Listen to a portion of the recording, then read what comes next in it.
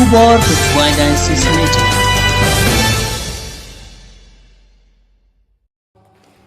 Daki hajar ngut tuid ki Paidriewngeit ke Diocese Jowai, naduh ki rangbah, ki longkmie, ki samla, ki hepbarit, ki Lyngdoh, ki riewniam Kynthei bat shynrang.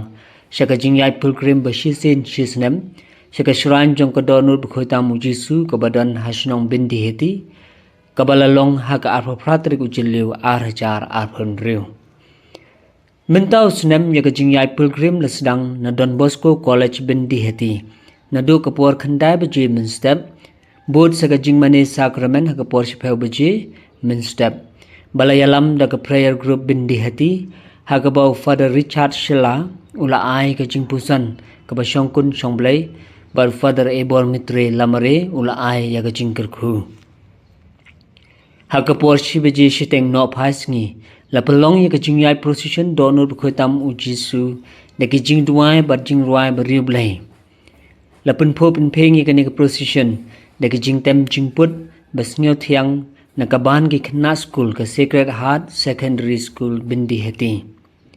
La penkut ya ke Jingleh riewblei Jingïaid Pilgrim da ke mas bakhuid ha ke puar baje no pasngi ya ke bala penmenta na Most Reverend Ferdinand Didi Bishop ke Jowai Diocese haringkat ke jingsenran lang Fr Martin Shylla Vicar General Jowai Diocese Fr Augustine Lamin Chancellor ke Jowai Diocese bat kiwai di ki Lyngdoh soblai ki batrai hapo ke Diocese Jowai.